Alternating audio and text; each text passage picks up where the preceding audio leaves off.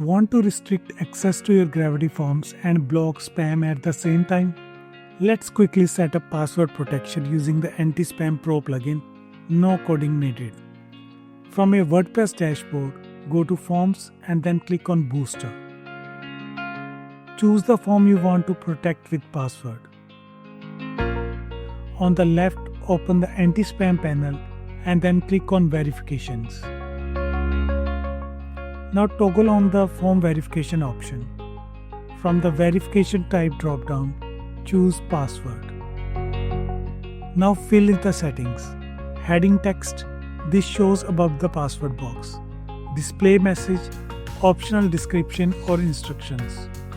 Password, enter the password you want users to enter.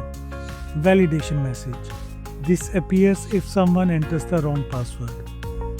Verification button text, customize the button label if you like. Click Save and you are done. Now your form is password protected. Only users with the correct password can view and submit it.